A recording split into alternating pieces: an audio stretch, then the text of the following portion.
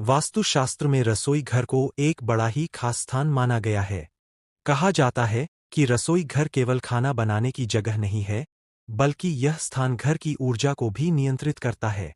ऐसा कहा जाता है कि रसोई घर में कुछ खास चीजों के होने से घर की सारी बरकत खत्म हो जाती है, उन्नति रुक जाती है, इंसान पाई पाई को मोहताज हो जाता है।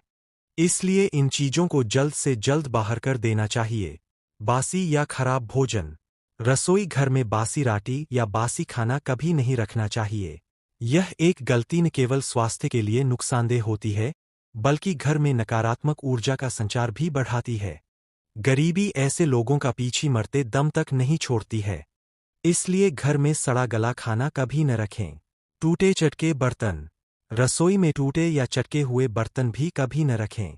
टूटी फूटी क्रॉकरी किचन की सुंदरता तो कम करती ही है, साथ ही आर्थिक मोर्चे पर तंगी भी लेकर आती है। ऐसे लोग हमेशा कर्ज उधार के झंझट में फंसे रहते हैं। इनके सिर से कभी कर्जों का भार कम नहीं होता है। दुख दरिद्रता से बचने के लिए ऐसे बर्तनों को तुरंत बाहर कर दें।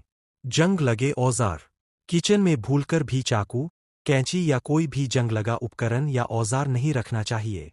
ऐसे औजार दुर्घटनाओं की संभावना बढ़ाने के साथ साथ नकारात्मकता ऊर्जा के प्रवाह को भी बढ़ाते हैं। जंग लगी चीजें रसोई घर में रखना बहुत ही अशुभ माना गया है।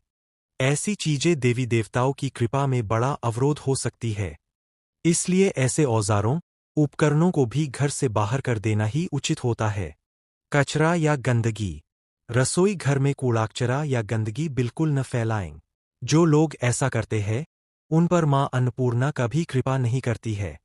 ऐसे लोगों के यहाँ अन्नधन के भंडार हमेशा खाली रहते हैं। फलस्वरूप घर में आर्थिक तंगी और अशांति बढ़ती है। घर के सदस्यों में तनाव बढ़ता है। रात को भोजन के बाद रसोई में साफ सफाई करके ही सोना चाहिए।